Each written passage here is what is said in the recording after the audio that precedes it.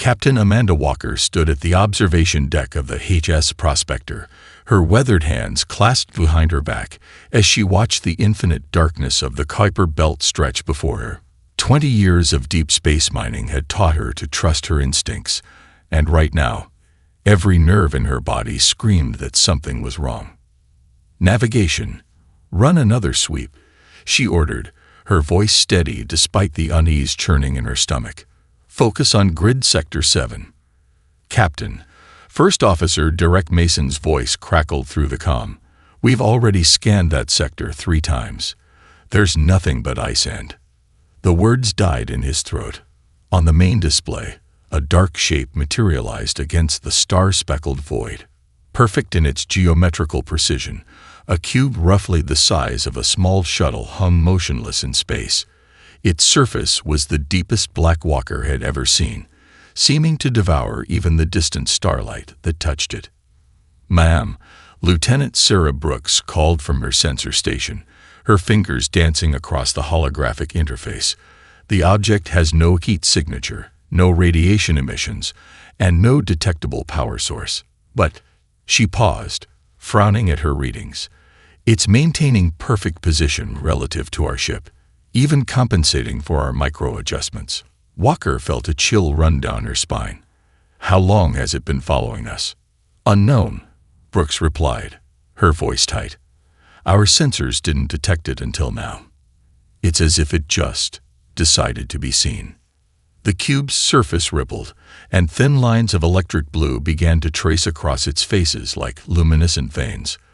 Walker watched, transfixed, as the patterns shifted and pulsed in an oddly familiar rhythm. "Jesus Christ," Mike Thompson, their rookie engineer, whispered. He pressed his hand against his chest, eyes wide. "Captain, those pulses, they're matching our heartbeats." The bridge fell silent as the crew processed this information.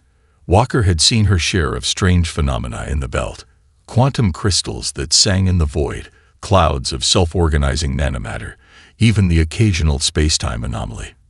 But this was different. This felt deliberate. "Launch a probe," she ordered. Standard first contact protocol.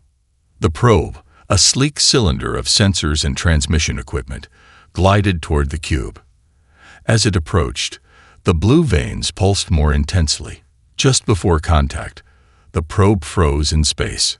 Thompson leaned forward to check his readings, then jerked back as if struck. His face went pale. "Captain," his voice trembled. "The cube it's talking to me. In my mother's voice. The one from my 10th birthday, before the accident. It's reciting the exact words she said that day." Walker made her decision. Some would call it reckless. Others would say it was the kind of intuitive leap that had earned her command of the Prospector. "Prepare the cargo bay for retrieval. We're bringing it aboard." "Captain," Mason protested. "Protocol dictates." "Protocol didn't account for this, Derek." Walker turned to face her crew, her gray eyes hard with determination. "Whatever this thing is, it chose to reveal itself to us. It's demonstrating capabilities far beyond anything humanity has encountered. If we leave it here, someone else will find it. Someone who might not share our scientific curiosity." As if in response to her words, the cube's surface rippled again. The blue veins formed complex patterns that reminded Walker of neural networks, spreading and connecting like thoughts made visible. "Begin retrieval," she ordered. "But first, send a message to Mars Station. Tell them." She paused, watching as the cube's patterns synchronized with the heartbeats of every crew member present. "Tell them we found something that's been looking for us." The retrieval beam engaged, drawing the cube slowly toward the Prospector's cargo bay. As it crossed the threshold, every screen on the bridge flickered with the same message, written in pulsing blue light. "The test begins." The quarantine lab at Mars Station hummed with nervous energy as Dr. Jack Morrison pressed his palm against the reinforced glass. Beyond the barrier, 3 security officers lay motionless on hospital beds, their eyes open but unseeing, monitors beeping steadily above their comatose forms. "Play the footage again," he requested, not turning away from the window. Behind him, Dr. Rebecca Wells sighed but complied, and a holographic display flickered to life. The security feed showed the officers performing a routine scan of the cube. Everything seemed normal until Officer Chen looked directly at one of the pulsing blue veins. His expression changed from professional detachment to wonder, then terror before he collapsed. The others rushed to help, met the same gaze, and fell just as quickly. Fourth incident this week, Wells noted, checking her tablet. Brain activity is off the charts, but they're completely unresponsive to external stimuli. Morrison ran a hand through his graying hair, his reputation as the mad prophet of synorcheology, feeling heavier than ever. They're not unresponsive, he muttered. They're busy. Busy? Wells raised an eyebrow. They're in comas, Jack. He turned to face her, his eyes bright with the fever of discovery. Their theta waves match the cube's emission patterns exactly. That's not coincidence. It's communication. The board won't like that theory, Wells warned. They're already calling it the death box after these incidents. Half of them want to launch it into the sun. Morrison walked to his workstation, bringing up a complex array of neural scans. Look at this. Normal theta waves during sleep are random, chaotic. But theirs? He highlighted 3 identical patterns. They're synchronized. They're receiving information. The cube chose that moment to pulse, its blue veins brightening. Every screen in the lab flickered with static, and Morrison felt a familiar pressure building behind his eyes. Rebecca, he whispered, are you seeing this too? In the darkness between monitor blinks, images flashed. Massive ships that dwarfed cities, engines that bent reality, worlds transformed by technology beyond human comprehension. When the lights stabilized, Wells was gripping her desk, face pale. Mass hallucination, she stammered. Has to be. Morrison shook his head, already typing frantically. The cube's radiation signature just spiked. It's not causing hallucinations. It's sharing memories. The death box isn't a weapon. It's a library, a teaching tool left behind by someone who wanted to be found. Dr. Morrison. A stern voice interrupted. Director James Henderson stood in the doorway, flanked by security personnel. The board has made their decision. The artifact is to be contained and studied from a safe distance only. No more direct interaction. Morrison felt his chance slipping away. You don't understand. The cube is responding to human brainwaves specifically. It's calibrated to our neural architecture. Why would an alien race design a device that interfaces perfectly with human consciousness unless they wanted us to find it? A new voice finished. Lisa Hayes, Morrison's graduate student, stepped out from behind Henderson. Her eyes were fever bright, her normally pristine lab coat wrinkled from too many hours at work. I've been comparing the cube's emissions to every known form of neural activity in the galaxy. It's not just compatible with human brains. It's optimized for them. The cube pulsed again, stronger this time. Throughout Mars Station, thousands of researchers, technicians, and staff members suddenly shared the same dream. Vast fleets of geometrically perfect ships, battling across the stars. The images lasted only seconds, but their impact was immediate. Quarantine the entire level, Henderson ordered, but his voice lacked conviction. He'd seen the visions too. Morrison stepped forward, his earlier uncertainty replaced with purpose. You can try to contain this, but you'll fail. The Q isn't just showing us something, it's teaching us. And if we don't learn what it's trying to share, we might not survive what's coming. As if in response, the cube's veins flared one final time. In perfect synchronization, the 3 comatose officers opened their eyes and spoke in voices that echoed with impossible knowledge. The harbinger approaches. The test must be completed. Humanity must evolve. Lisa Hayes knew she would be fired for this, if not arrested. The midnight access card she'd cloned from Dr. Morrison's credentials felt heavy in her pocket as she approached the cube. Security cameras watched her every move, but their feeds now showed empty corridors, thanks to a loop program she'd spent weeks perfecting. Just 5 minutes, she whispered to herself, setting up her modified neural interface.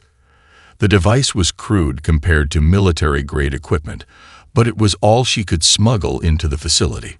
Her hands trembled as she attached the sensors to her temples. The cube's blue veins pulsed in response to her presence, almost eagerly. 3 weeks of observation had taught her that the patterns weren't random. They were trying to match human neural frequencies.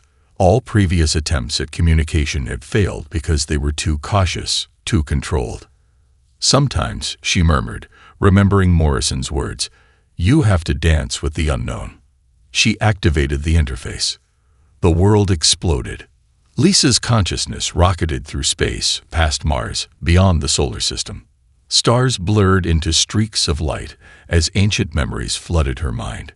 She saw vast fleets of crystalline ships, their designs defying physics, watched planets transformed by technology so advanced it bordered on magic, felt the weight of a civilization's hopes and fears compressed into a single moment of understanding. A war. A terrible, reality-shattering war. The cube held memories of a conflict that had nearly torn the galaxy apart.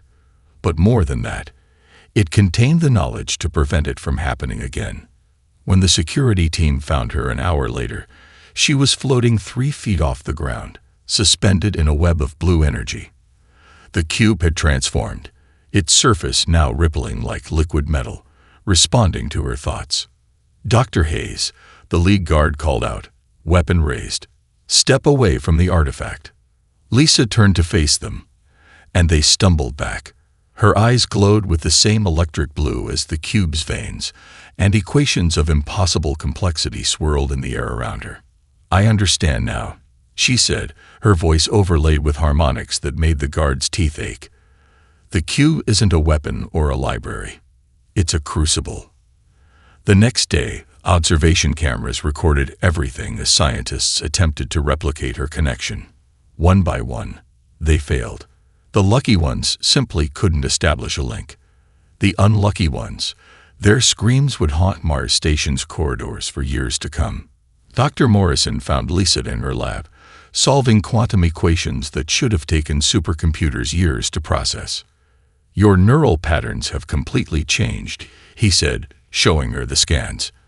"Your brain is creating new connections, new pathways that shouldn't be possible." Lisa traced the equations floating in the air with a finger, leaving trails of blue light. Humans think linearly, causally. The cube thinks in all directions at once. It tried showing us through dreams, but we weren't ready. We needed an interpreter. The others who try to connect. Their minds couldn't adapt fast enough. Human consciousness is elastic, but it can still break if stretched too far. She turned to him, her glowing eyes dimming slightly. "I can feel them, you know, the ones who failed. They're not dead, not exactly. They're trapped in memories of the war, reliving battles that happened millennia ago." Morrison studied his former student, noting how her movements had become more fluid, almost choreographed. "What did you see in there, Lisa?" "Everything." She smiled, and for a moment, she looked entirely human again. "And what I saw terrified me. But it also gave me hope. The cube is teaching us because something is coming, something that nearly destroyed its creators. We need to be ready." As if responding to her words, the cube pulsed, sending waves of blue energy throughout the station. In their beds, the comatose victims began to whisper in unison.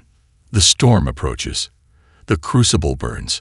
Only those who can dance with infinity will survive." Lisa's eyes flared bright once more. "We need more volunteers. Those willing to risk everything. Because what I learned in there..."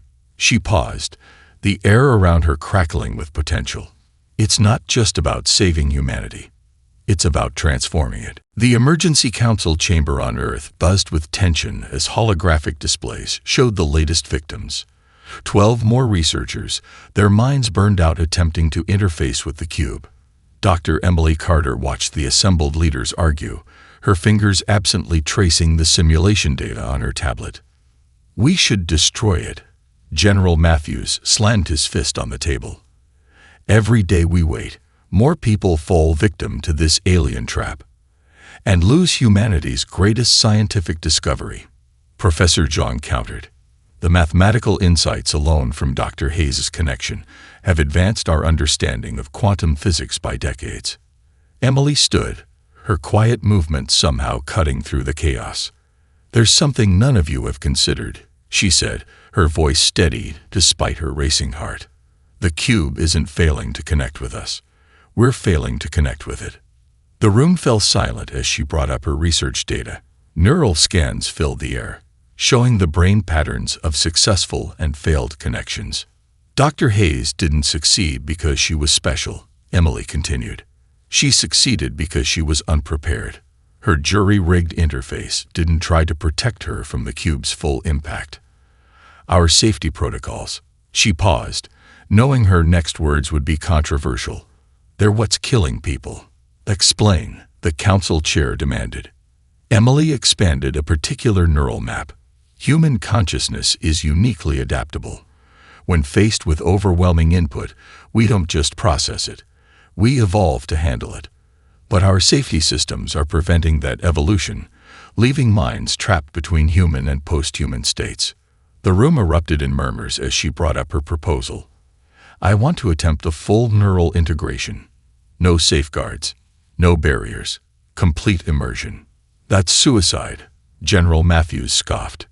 It's our only choice. Emily swept her arm toward the displays. The cube is teaching us how to build something. Something we'll need. Those dream visions of massive ships. They're not just memories, they're blueprints. But we can't access them without fully embracing the transformation process. A new voice joined the conversation. Lisa Hayes appeared on a holographic display, her glowing blue eyes casting eerie shadows. Dr. Carter is right. The cube's knowledge, it's too vast for human minds to process normally. We need to let it change us. And risk more lives. Someone demanded. We're risking everything by waiting, Emily countered. Whatever the cube is preparing us for, it's coming. Dr. Hayes' calculations suggest we have months, maybe less. She brought up her final slide. A volunteer roster. Over 3,000 people have already signed up, knowing the risks. They've seen the dreams. They know what's at stake. And what exactly is at stake, Doctor? The chair asked quietly. Emily met Lisa's glowing gaze through the hologram. Evolution. The cube isn't just a teacher, it's a chrysalis. Humanity is on the verge of becoming something more, something that can stand against whatever's coming. But we have to be brave enough to take the leap. The room fell silent as her words sank in.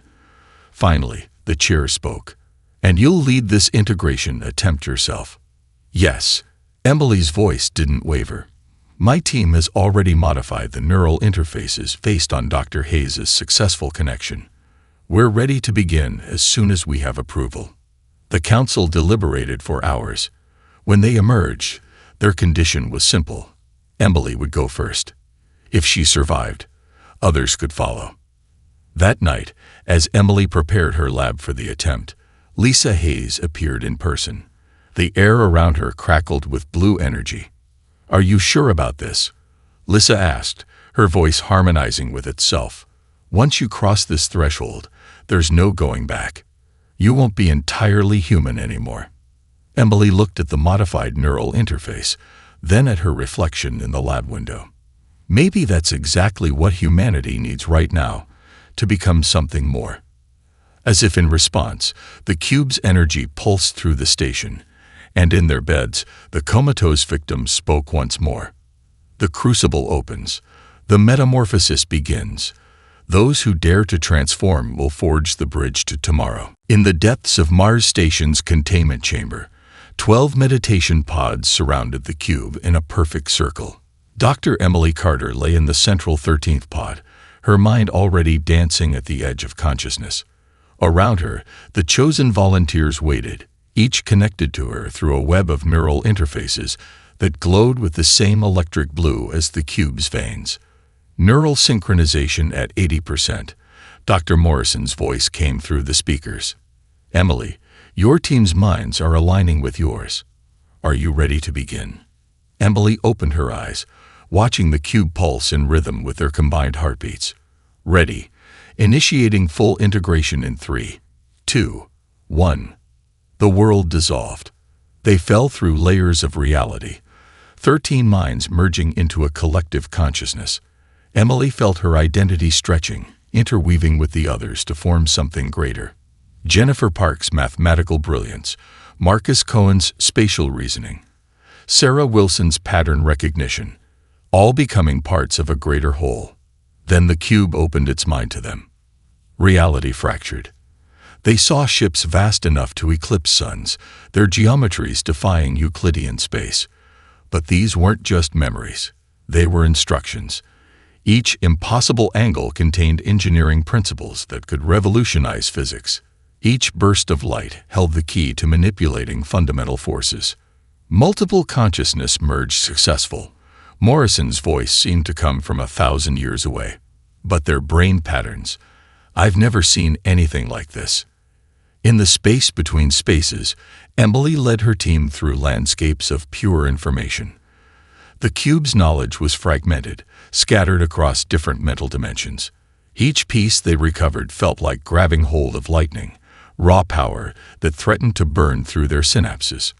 They witnessed the birth of stars engineered to serve as power sources, saw planets transformed into living computers, felt the weight of a civilization's hopes compressed into pure data. Their neural activity is off the charts. Someone in the monitoring room gasped. They should be brain dead. But instead, they're evolving, Lisa Hayes whispered, her glowing eyes fixed on the scene. Just like I did, but together. Stronger.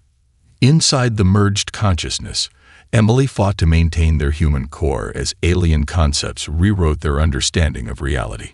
Marcus screamed as he grasped the mathematics of quantum tunneling on a stellar scale. Jennifer wept as she understood how to fold space itself. Sarah's mind nearly shattered as she comprehended the true nature of time. The ship plans began to take shape in their shared consciousness. Not just a vessel of metal and energy, but a living thing. A bridge between what humanity was and what it could become. Heart rates are spiking, Morrison warned. Emily, if you can hear me. But Emily was focused on something else. In the deepest layer of the cube's memory, she found something that made her assembled consciousness recoil in terror. They saw them coming. Vast swarms of something that devoured light itself. The cube's creators hadn't left this knowledge as a gift. They'd left it as a warning. A chance for humanity to prepare for what had driven them from this galaxy. We have to disconnect them. Someone shouted as equipment began to spark and fail. No. Lisa's voice cracked with harmonics that shattered nearby screens. They're almost there. Almost. In the space between thoughts, Emily gathered her team's fragmenting consciousness. Hold on, she projected to them. We're not just doing this for ourselves. We're doing it for everyone. Their minds stabilized, finding a new equilibrium. Human consciousness merged with alien knowledge, creating something that had never existed before. When their eyes opened, all 13 of them glowed with inner light, their thoughts still connected in a dance of impossible complexity. Emily spoke first, her voice overlaying with her team's in perfect harmony. We understand now. The ship we need to build. It's not just a weapon or a vessel. It's an evolution engine. And we are its first seeds. Around them, the cube pulsed with triumphant light as the next phase of humanity's transformation began. Project Director Robert Kane stood in the massive construction bay of the Europa shipyards, watching as impossible things happened before his eyes. Workers moved with uncanny precision, their movements guided by dreams they all now shared. Above them, the framework of humanity's greatest creation took shape, but not in any way Kane had expected. It's not construction anymore, he muttered into his recorder. It's germination. The ship grew like a living thing. Crystalline structures that should have taken months to fabricate simply flowered into existence, guided by the collective consciousness of the Mindstorm team. Plasma conduits pulsed like veins, carrying energy in patterns that defied conventional physics. Dr. Emily Carter approached, her glowing eyes casting blue reflections on the observation window. The other 12 members of her team worked in perfect synchronization below, their movements like a choreographed dance. Having trouble with the report, she asked, noting his frustrated expression. "How do I explain this to the oversight committee?" Kane gestured at a section where workers were literally singing mathematical equations, causing metal to reshape itself. That we're not building a ship so much as growing one. Emily smiled, and for a moment, the alien light in her eyes dimmed to something more human. Tell them the truth. The cube didn't just give us blueprints. It gave us a new understanding of what matter truly is. The boundary between organic and inorganic is more fluid than we ever imagined. Below them, a worker named Michael Chen stopped suddenly, his eyes going wide. The neural interface at his temple pulsed with blue light, and he began to sketch complex equations in the air, equations that immediately began to manifest as physical structures. Another breakthrough, Emily noted. The dreams are getting stronger. It had started 3 weeks ago. Every worker on the project reported the same dreams. Vast ships that sang to the stars, engines that thought, metal that lived. At first, Kane had worried about mass hysteria. Now he understood. The cube was teaching them all, in its own way. The neural bleeding, he said carefully. How far will it spread? Emily's expression turned serious. It won't stop. Can't stop. The ship needs a crew that understands it, and to understand it, they need to evolve. Just like we did. Kane watched as another section of the ship spontaneously reorganized itself, its structure flowing like liquid before crystallizing into forms that hurt his eyes to look at. And the ones who can't handle the evolution. We screen them out before the dreams get too deep. Emily placed her hand against the glass, and patterns of blue light spread from her touch. But more succeed than you'd think.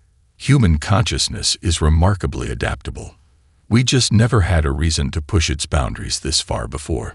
A sudden surge of energy pulsed through the shipyard. Workers paused as one, their eyes glazing over with shared vision. Even Kane felt it. A moment of perfect clarity where he saw what the ship would become. "That's not just a hull," he whispered. "It's a nervous system." Emily nodded. "The ship won't just carry us through space. It'll carry us into the next stage of human evolution. Every circuit, every crystal, every plasma conduit. They're all patterns of thought made physical." In the construction bay, workers had begun to move again, but differently now. Their movements had become more fluid, more certain. The ship responded to their thoughts, growing and changing like a living thing. Project status report. Kane spoke into his recorder, finding his voice at last. Day 47 of construction. The vessel continues to exceed all known engineering parameters. It's becoming clear that we're not simply building a ship, we're growing a new form of consciousness, one that will bridge the gap between human and posthuman. He paused, watching as another section of the ship burst into impossible geometric patterns that his mind struggled to process. "God help us all," he added softly, "because we're about to become something new." The long-range sensor station on Pluto's moon, Chairman erupted into chaos as readings surged past all known parameters. Dr. Lisa Hayes stood in the center of the monitoring room, her glowing eyes fixed on data streams that only she and her transformed colleagues could truly comprehend. "They're here," she whispered, her voice harmonizing with itself. The vanished have returned. The sensor feeds showed impossible geometries cutting through space, a fleet of vessels that made reality bend around them. Each ship was a perfect crystalline structure, beautiful in its mathematical precision, terrifying in its absolute alienness. Back at Europa shipyards, Robert Kane received the alert just as the human Dreadnought's final systems came online. The ship hung in space like a dream made real, its hull flowing with organic curves that somehow merged with crystalline precision, every surface alive with neural pathways that pulsed with blue light. "All stations, report," he commanded, watching as the transformed crew took their positions. Each operator's neural interface glowed in sync with the ship's pulses, their consciousness extending into the vessel's living systems. Engineering merged, and ready came the response, multiple voices speaking as one. The quantum core is stable. Reality engines are operational. Dr. Emily Carter stepped onto the bridge, followed by her Mindstorm team. Their presence made the air itself crackle with potential. "The ship is more than ready," she said, her voice carrying echoes of the knowledge that had transformed them all. "It's eager." Kane studied the tactical display, watching the approaching fleet. "They're vessels. They're exactly like the designs in the cube's memory." "No," Emily corrected, placing her hand on a neural interface panel. "Look closer." The display shifted, showing quantum-level scans of the alien ships. Their design was purely geometric, every angle calculated to mathematical perfection. But where the alien vessels were cold and precise, humanity's creation pulsed with life. "We didn't just copy their designs," Emily explained as the crew merged their consciousness with the ship's systems. "We evolved them. They built machines. We grew something new." The first alien vessel dropped out of hyperspace within visual range. Its crystalline surface reflected the light of Jupiter, each facet a testament to technological perfection. A transmission burst forth in patterns of pure mathematics. Emily's eyes flared brighter as she translated. "They're scanning us. They recognize their own technology." But she paused, a smile touching her transformed features. "They're confused. They don't understand what we've done to it." The human Dreadnought's neural networks hummed with power as the crew's collective consciousness fully integrated with its systems. Reality itself seemed to bend as the ship's true capabilities awakened. "Show them," Emily commanded. The ship responded, its organic crystalline hull flowing like liquid metal, reconfiguring itself in ways that even the vanished had never imagined possible. Energy cascaded through living circuits, and the quantum core sang with harmonics that made space-time ripple. "They're responding." Lisa's voice came through the comm, her consciousness spread between Charon Station and the ship's sensors. More ships emerging from hyperspace, their entire fleet. They're not here to fight. They're here to witness. Kane watched as the alien vessels arranged themselves in a complex geometric pattern around the human ship. "Witness what?" "The success of their experiment," Emily answered, her voice overlaying with the ship's harmonics. The cube wasn't just a test. It was a seed, planted across the galaxy. They wanted to see who could take their knowledge and transform it into something more. The alien transmission change, becoming more complex, more emotional. Through the ship's enhanced sensors, they could feel the mixture of surprise, approval, and something like pride emanating from the vanished fleet. "They never expected us to merge their technology with organic systems," Emily continued. "To create a true fusion of mind and machine, life and physics. We didn't just pass their test. We exceeded it." The Dreadnought's neural networks pulsed with power as humanity's first post-human vessel prepared to meet its makers, not as students, but as equals who had taken their teachings and forged something unprecedented. "We are the bridge," the crew spoke as one. Their consciousness merged with their living ship, between what was and what will be. The space around Jupiter blazed with impossible colors as the vanished fleet and the human Dreadnought engaged in a dance of communication. Geometric patterns of pure energy flowed between vessels, carrying meanings deeper than words could express. On the bridge, Robert Kane watched in awe as reality itself seemed to flex around them. "They're sharing their full history," Emily Carter announced, her transformed consciousness interpreting the complex data stream. "The reason they left these tests across the galaxy, they were searching for inheritors." Through the ship's neural networks, the crew experienced fragments of an ancient war. They saw vast swarms of void-black ships, entities that consumed light and life alike, pressing in from the edges of the galaxy. The vanished had fought them to a standstill, but at a terrible cost. They didn't just leave. Lisa Hayes's voice came through the comm from Karen's station. They transcended, evolved beyond physical form, but they couldn't take everyone with them. The alien transmission shifted, focusing on the human vessel. Images flowed through the neural interface, hundreds of death boxes scattered across the stars, each waiting for a species capable of not just understanding their technology, but transforming it. Others found the cubes. Emily translated, her glowing eyes reflecting the stream of data. Some ignored them. Some destroyed them. Some tried to copy the designs exactly. She smiled, proud and sad at once. We were the first to see it as a starting point rather than an end goal. The Dreadnought's living hull pulsed with blue light as more of the crew merged their consciousness with its systems. Each person who joined the neural network added their unique perspective to the ship's growing awareness. "They're offering us a choice," Emily announced suddenly. The alien transmission had changed, becoming more focused, more urgent. They can guide us through the same transcendence they achieved.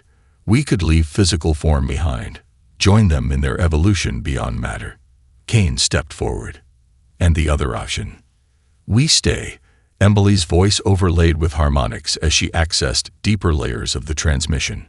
"Guard this sector of space. Use what we've learned to protect younger species. Guide them as they find their own cubes. Become the new guardians." The bridge fell silent as the implications sank in. Humanity stood at a crossroads, their first post-human ship a bridge between what they had been and what they could become. "We don't all have to choose the same path," Lisa added, her consciousness spanning the distance between Charon and the ship. "Some could transcend, some could stay, different expressions of what humanity can become." Through the neural network, Kane felt the crew's collective decision forming, not through words or votes, but through a deeper understanding that their shared consciousness made possible. Emily smiled as she felt it too. "We choose both paths," she announced to the vanished fleet. "Those who wish to transcend will go with you, learn what lies beyond physical form. But others will remain, guide the next generation of species who find your cubes. We'll be guardians and guides, students and teachers." The response from the alien fleet came as a surge of approval that made space-time itself ripple. Their vessels began to shift, some maintaining their crystalline forms while others transformed into pure energy. "They're sharing the knowledge we'll need for both paths," Emily translated. And something else. A warning. The void swarms they fought. They're still out there, still coming. We'll need both transcended and physical forms to face them when they arrive. The Dreadnought's neural networks hummed with purpose as the crew embraced their new destiny. They had transformed from students to equals, from inheritors to guardians. The death box that had started their journey was just the beginning. "We are the bridge," the crew spoke as one, their merged consciousness resonating with newfound purpose. Between past and future, matter and energy, what is and what could be. We are humanity reborn, and our legacy is just beginning. Above Jupiter, physical and transcendent ships moved in formation as humanity prepared to take its place among the stars, not as conquerors or subjects, but as protectors of all that was and all that would be.